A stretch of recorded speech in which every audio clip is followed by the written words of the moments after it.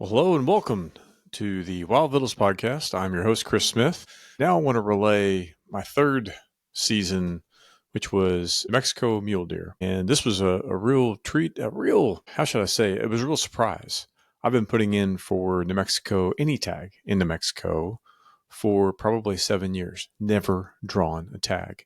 And it's something that I've been really trying to do for a long time because I live in Texas. New Mexico is the closest Western state and continue to put in and really unsuccessful.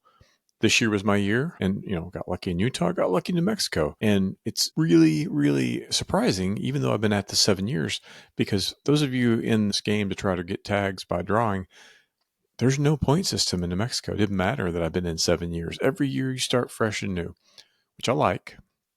But I've said it before and I'll say it again. I'm glad that all the states have different schemes. It gives some variety, and also there's benefits to all the approaches. And so, first of all, how did I get that tag? Again, I mentioned this in previous podcasts. I apply for almost all Western states and almost all game species, even the unloved javelina in Arizona and New Mexico. So I put in for elk, put in for mule deer, pronghorn, javelina, as well as the exotic species that they have there.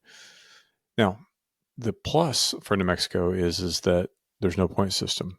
The negative is you have to front all the money. You're going to get it back because you're more than likely not going to get drawn for many things, depending upon what you put in for. Another pro tip, is that you need to be aware that they look at your top 3 choices. What I do every year is I utilize Go Hunt, and I go out and they'll generally have an article about applying in New Mexico or whatever the state is for elk, for mule deer, for the exotics in New Mexico.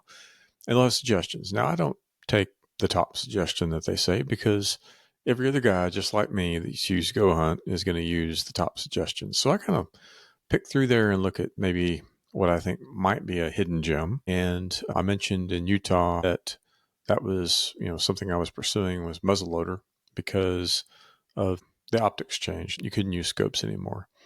In New Mexico, I didn't try that because it's been a couple of years since they disallowed the use of scopes, and I think there's just as many people that want to hunt with open sights in New Mexico as not. So I went for rifle.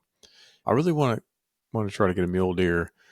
I haven't ever shot a mule deer. I've been archery hunting for them, but I've never rifle hunted for them, and so I really wanted to try a rifle hunt. And I put in 3 choices. And as I would suggest you do if you want to apply, man, put that first choice in there as a long shot. That's swing for the fences. Second one, probably a little bit easier, and your third choice is something you'd be happy to have. And that's what I did, and I got my third choice. Now, the area that I went, I'm not going to discuss the unit specifically, but it wasn't a trophy unit. There is quality units, and you actually have to pay more for the tags associated with that. This was not a quality unit. My choice 1 and 2 were quality units, but my area I went to was just a plain Jane mule deer unit. So got drawn, third choice, and I use the Go Hunt strategy articles, but then I also look at the units. And I look at, okay, is that an area that I think I can find a place, and there's a certain kind of hunt that I wanted. I want to hunt in the mountains. I want, if I can, to hunt in a wilderness area if that's available. I like to backpack. I want it to be authentic. I don't want to shoot one off an alfalfa field or as he departs from a golf course. And I'm not terribly worried about size. I mean, don't get me wrong. I would love to get a huge 4-point, but it's my first mule deer. I'm looking for a great experience. So that's what I put in for. And by God, I got drawn. And it was really cool. How did I prepare for that? I know that, trying to be a student of this, I'm primarily an archery hunter, but I do understand the rifle side of it. And I do shoot a lot from a perspective of rifles. I practiced over the course of the summer with my 308 and my 300 Win Mag. I opted to take the 300 Win Mag because I felt more comfortable shooting at what I'll say long distance. And it's not long distance like you see the Western guys shooting. For me, long distance is 300 to 400 yards. That's a long ways. I mean, 440 yards is a quarter mile. I would much prefer a 300-yard shot, and it just gets better from there, 200, 100. But I did prepare and, set up my dope which means my data on previous engagements, and I adjusted that for the altitude there, the weather there, and utilized ballistic solvers like is available through Hornady, and practiced all summer long at shooting confidently in different hunting positions, prone, kneeling, using bipod, using my pack, tried to get really competent at it. And so I'll probably put up some pictures at this point of some of my groups. I'm quite proud of actually the performance of my rifle. It's more the equipment, I think, than me, but I've learned a lot over the course, I'd say, the last 5 or 6 years on shooting distance with a rifle. I'm originally from Oklahoma, and man, we didn't shoot nothing over like 100 yards, and 200 yards was just like almost unbelievable. But we had really crummy Remington Core-Lock, ammunition, didn't have dial-up turrets on our scopes.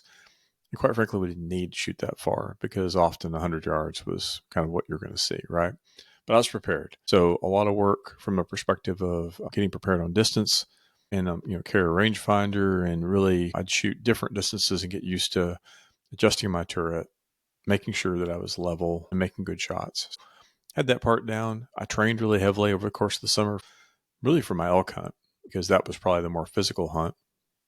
And I e-scouted this place. Now, in my Montana elk hunt, I hurt my knee, and I was recovering by the time I went to this mule deer hunt next.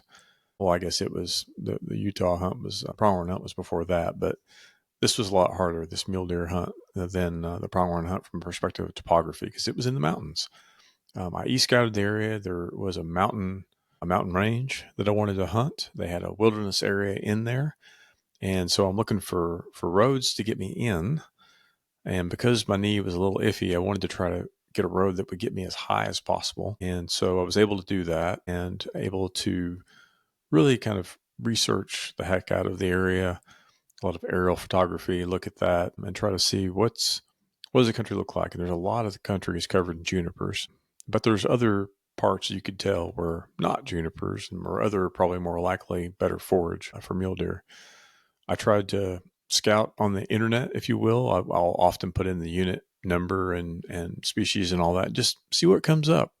And people don't generally talk a lot about units, but there's generally a few threads on it. I'll read those. Most of the threads that I read essentially said, go hunt the golf course, because all the deer are in town. There's no deer out in the woods. And generally they paint this really dark picture. It's futile. Just forget it. Stay home. Don't go. But I've found that those aren't true.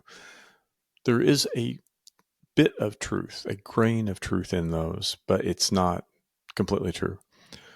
So scouted it really heavily, got comfortable with the plan that I was going to put into action where I thought that I needed to hunt. I based it actually on, I did a lot of reading about mule deer habitat, what they like to eat, what they don't like, and also watched a lot of videos on YouTube about essentially the same thing.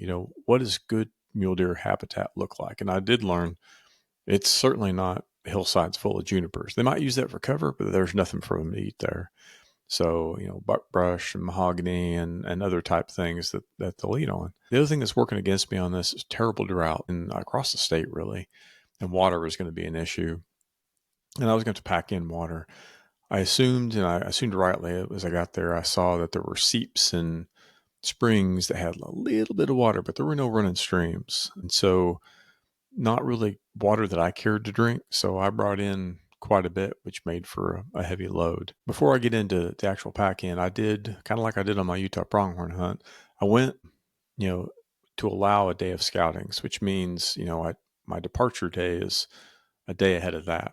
I'm really excited about New Mexico because it was only a day's drive. When I go to, it seems like all the other Western states, it's at least a 2-day drive, and Montana was a 3-day drive. So that's a long round trip. Think about going to Montana 3 days one way. It's 6 days, and you haven't even hunted, just to drive there and drive back on northern Montana.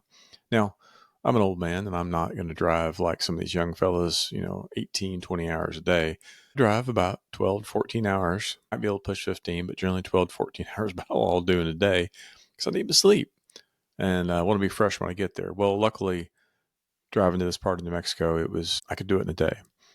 Got there at dark, got in a hotel, got a good night's sleep, got up good and early, and drove into the trailhead that I was going to take. And this is a day before season. And I was really worried about how it's going to be crowded, and you hear about, all the competition. Now I should say New Mexico has a really interesting approach. They'll break what in any other state would be maybe a 2 week season. They'll break it down into 1 week or 5 days, somewhere in that region. And they do that so that they can offer two raffle seasons, and then they can issue twice as many tags. Now, this unit for this one season had, I think it was like 260 or 250 resident tags. There were probably 20 something guided tags, and there were only 18 non resident tags. So I was very fortunate to have gotten this tag. It was about, I think, 10, 13% chance that I get that tag. And, like I said, I've been putting in 7 years, and finally my number came up. So extremely excited about that. Drove to the trailhead the day before season opened, and it was a Friday, I think. And I was going to, pack in, set up camp, and scout, essentially. And this is kind of a traditional mule deer hunt. I'm going to go in, I'm carrying a tripod, 15 power binoculars and a spotting scope, and I'm carrying on my chest my 10s, my 10x42s. So quite a bit of glass with me. I'm carrying a 300 Win Mag. I'm carrying all my camp. And I proceeded to hike in and essentially try to get up on the ridge tops. And I didn't really know where I was going to camp. I was going to just hike in, scout, and where I found sign, I was going to then look for a good place to camp. Carrying a lot of water, I forget. I think I probably brought with me like 4 liters, which is not a lot, but I had convinced myself I might be able to ration it out for a few days and then probably have to come back. I brought a pump just in case I found a spring, but I did not find like a spring that would really, really usable. I mean, we're talking like water in hoof prints was what I was finding up there. It was just crunchy, crunchy dry. But hiked in that first day. Now, I didn't get there, in a perfect world, I would have been on the ridgetop at sunup, but drove all day the day before. I was beat, tired. And then the drive from the nearby town into this area took a lot longer than I realized. So it was probably 9 o'clock by the time I got to the trailhead, which I would admit is late. Hiked in, I think I hiked in, probably stopped at 2 miles in, and then from 2 miles to ultimately where I put my camp, which was 4 miles in, really scouted hard. I mean, I was glassing. I knew at that time of day they wouldn't be moving, but looking under every bush, looking for sign, anything fresh.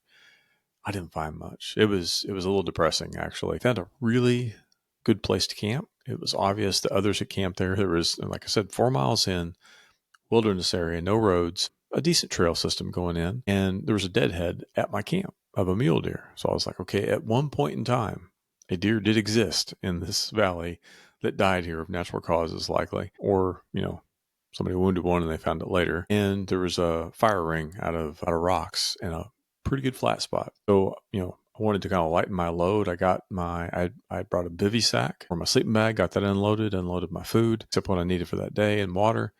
And I did put up a tarp, and which you might be like, why the hell did you put a tarp up? It was, this was the first week in November. It's pretty warm. I would say, overnight it would get down into like 35 to 40. During the day, it was like in the 60s, 50s to 60s, windy and sunny. And there was no mention of rain whatsoever in the forecast. But I'm kind of over prepare. I put that tarp up. I thought, you never know in the middle of the night, something comes up, or maybe a heavy dew. I'll be glad I have it. So that afternoon, I went out and continued to scout, kind of emanating from my campsite so that I could decide where I want to be the next day. And needless to say, did not see a deer that entire day. I was really thinking, oh my God, this is going to be really a long hunting trip with not much to show for it, is what I was really worried. Beautiful country, having a great time.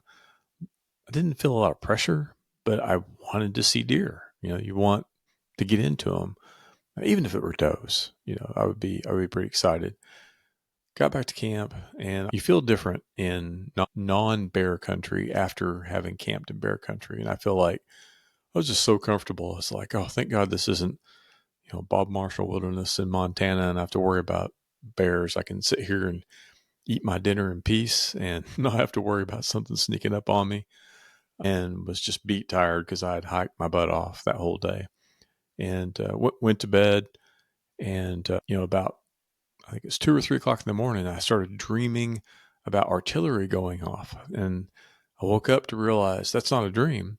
Why is there artillery shells going off?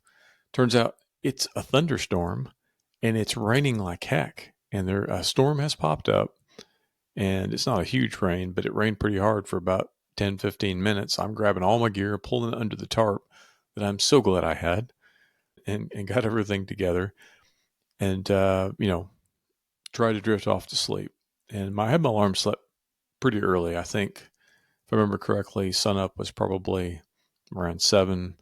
I wanted to be wherever I wanted to be well before shooting light, being 6:30. So I think I had my alarm set for like 5:20, something like that. Got up, made some breakfast, made some coffee. Really important. Damn important is coffee. And headed out for a ridge that I was going to sit on and kind of wait. Not ideal for a morning, because most of the ridges that I was looking at were kind of north and east facing. And so I kind of had the sun kind of beating on me. So what I did is I got behind a small juniper tree where I was in the shade of that juniper tree, but then I could see, the faces of what I'm looking at. And I've got my tripod set up. I've got my rifle set next to me. And, it's a beautiful opening morning. And I think it was probably about, I know the sun had crested the mountains, so it may have been 7:30. Have not seen anything moving. I mean, it is just this still, pristine, beautiful valley. A lot of vegetation, but it's all dry. And I've got a pretty clear picture down. I'm up in a basin at the top of a ridge, and I can see down to the valley. I can see some ridges that are kind of midway through there. And all of a sudden I see something move, and so I get my binos on it. I'm like, is that a coyote? And sure enough, I'm like, that's a deer. That's a buck. It's a legal buck, because my tag, I should have said when I got drawn, it says legal buck is FAD, or FAD. That is a forked antler deer. I saw on that ridge a forked antler deer. Now, he's not a little forky where like it's inside his ears. He's probably suffering from the drought. This forked deer was nearly as wide as his ears, not too thick and of mass, but a pretty good buck. And I could tell that from a distance. And I was like, I don't care if this is open in morning. That's a pretty good deer for my first deer. So quickly ranged him, and he was about 315, 320 yards. And although that's a long ways, that's within range. So I immediately got my rifle kind of deployed and set up and tried to really build a position based on that. My problem is he wasn't just standing there. He was moving. He was going somewhere. So as I tried to get set up, I had kind of lost him. So I couldn't find him in my scope. I had to transition back to my binos, found him again, got back on him on my scope. By this time, he's not at 315 yards. He's more like 250 yards. And again, trying to get a good position, build a position. I had the bipod deployed. I had my rear bag, and just really trying to get steady. And I've ranged him 250. I've set my turrets for it, got my parallax set, and I am starting to put pressure on that trigger. And about that time, he kind of does a bit of a hop in behind a bush. I'm like, oh, no, he's not going to run out of my life forever here, is he? Well, he was kind of on a ridge, and he went into this bowl, and he was kind of staying at the same elevation, about the elevation that I'm on. And he's coming toward me, but I've lost sight of him. So I get back on the binos, kind of shift over where I can get a better angle, and I can see him in the brush, and he's, like I said, continuing this way. So I thought, let me watch and see, because right now he's kind of coming straight on, and I don't really have a broadside shot anymore. I don't want to do a frontal shot at distance. And it's amazing how if you take your eyes off of him, off the magnification, and you look away and you try to look back, if they're not moving, they blend in so well. It is just incredible how well a deer blends in. And you'd think, how hard can it be? They're just kind of this brownish gray with a white butt. They should stand out. They don't. They blend in beautifully. And deer have this routine of where, they'll move, they step, and then they kind of just freeze and they look around. And you have to look for an ear flick or a tail flick, or just something's not right, right? And I would pick up on him again. I found him again, and he's sub 200, and he's coming towards me, and he's approaching some junipers, and I'm going to lose sight of him. And at that point, when that happens, I'm sitting very close to a saddle. The bottom of the saddle is a little over, it's about 100 yards away. Now, it's a bit of a gamble, but if I move up to a better position about 30 more yards to my right, I'm on a bit of a rise. I'll still be in the shade of a juniper. There's another one over there. I can set up on prone and look down into the saddle. I'm pretty sure he's going to come into the saddle, and if he does, I'll have a 100-yard shot. If I'm wrong, he's going to go further down into the basin, and I'll completely lose him and miss him forever. But, I've got to make a decision. He's in the brush. He's in these junipers. I need to make a decision. So I decide to go for it. I don't think he can see me, but I belly crawl roll low, this, 30, 40 yards. I get my bipod set up.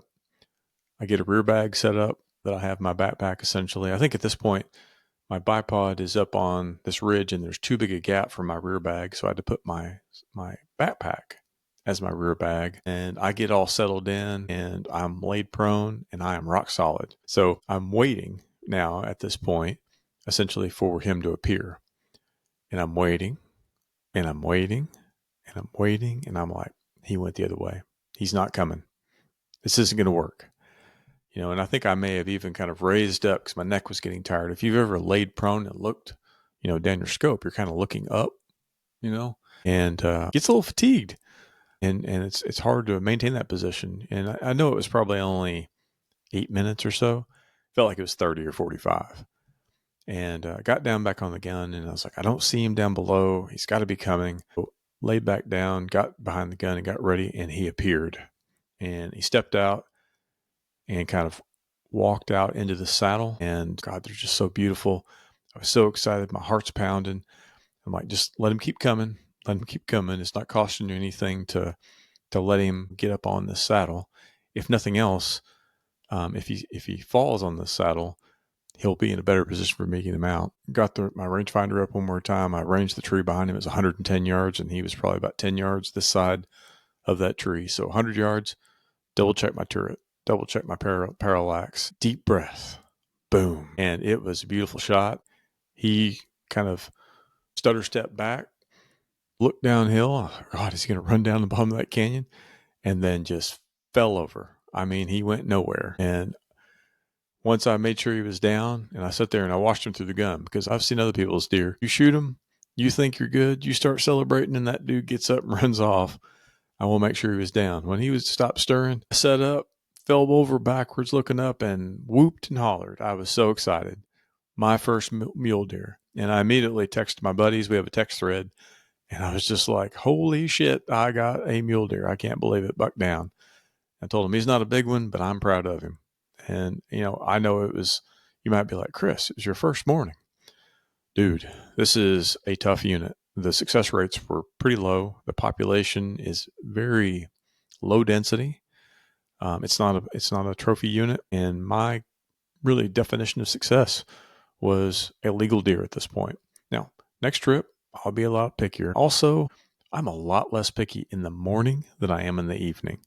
If I have all day to go and track that deer, go and cut him up, pack him out, but if it's like last thing and you're going to have to do it in the dark, I get really picky. And that's just kind of a funny thing about me. Also, I knew I had good weather for the weekend, but I guess this is on Saturday. Sunday, it was going to be, I think, 45-mile-an-hour winds. And then there was a storm or a cold weather coming in on Tuesday. And if it brought snow, that would be fantastic and probably would yield better deer visibility. But if it didn't, if it was just wind, it would be just an awful slog through the week. So I really thought, I don't want to pass up on the first day what I would gladly have on the last day. And that's a mantra of mine, man. I am a terrible trophy hunter, and I am so happy to take this deer. So I'll put up a picture of that deer. Like I said, he is not a big deer, but he is my first mule deer buck. And I was so excited. Went over to retrieve him. I think it was probably 8:30 or so at this point in time. Had him quartered and in game bags by 10:30. I took my time, took pictures, skinned him out while it was nice and cool in the morning, got him in the game bags and hung him in a nearby juniper tree to let him really cool down. And then hiked back to camp, which wasn't too far away, broke camp, had quick lunch, and this was probably about noon by the time I got to camp. And to get back to the truck, was going to be 2 hours. So I think I hiked camp out and got there, I think at 2:30, and hiked back in 2 hours to get my deer. And that was 4:30, and then turned around and hiked my deer out. And so got back to the truck at the trailhead at dark at 6:30. So it was a full day. As I reflect upon my decision I hauled my camp out first and left the deer there. I thought that the deer and the camp would be an equivalent weight, and I was wrong. The deer was much, much heavier. I still don't know how much that buck weighed, but I don't know. It felt like 100 pounds. It may have been more like 8, but in my camp was probably 50. So I should have taken like some front quarters with me or the head packed out with me or something. But this is the kind of type 2 fun that I enjoy that, now it's great to look back at. I was giving my friends a hard time. I was like, I really wish one of you fellows was here so that you could have helped me with this. But I enjoy doing some solo hunting. I think that you'll learn a lot about yourself. You learn kind of what you can and can't do.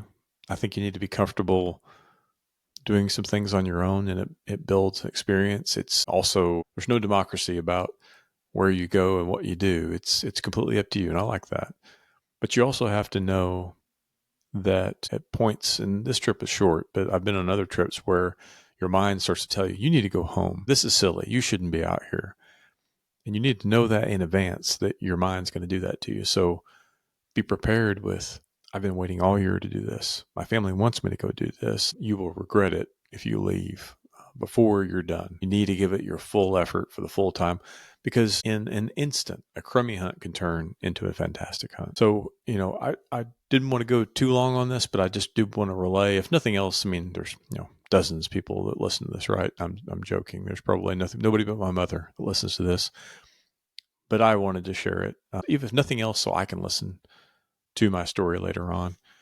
But it really was, I think I'm most proud of the fact that, I e-scouted this area with no real guidance from anybody.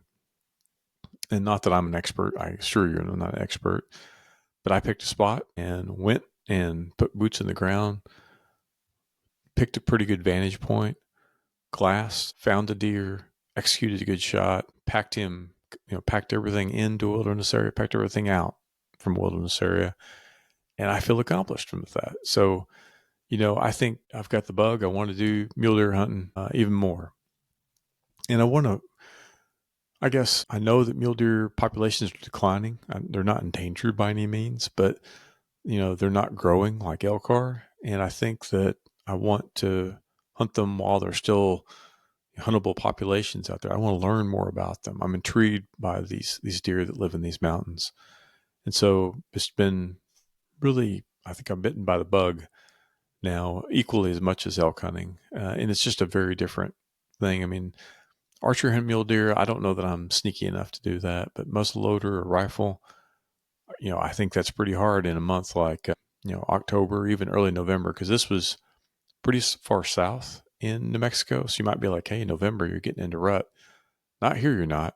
That part of the country, you're probably not getting into rut until December into January. Kind of like Arizona, southern Arizona, where I'll bow hunt, where I plan to bow hunt, this year as well. So that's my story. I got some tremendously good meat off that mule deer. As I always do, I have frozen water jugs in my coolers. Got him home in a day, butchered him after a few days aging in my my drink fridge, and he is part of my reserves now that I'll be using throughout the year for my wild game recipes. So I'll wrap it up there. I hope you're having or have had a great hunting season. I'll be transitioning to some duck hunting quite shortly. I don't know if I have any stories about that. Big next 2 hunts. I'm going to do a archery hunt in Arizona for deer and javelina, if all goes well. and I got drawn along with my friends for a South Texas nilgai hunt. And I do plan on, if not having a planning discussion, definitely a post kind of like recap discussion with my friends about our nilgai hunt. And it should be really good. They're a great bunch of guys, and they've been on my podcast before, so I look forward to doing that again. So with that, I'm going to sign off, and until next time, good night and good luck. Thank you.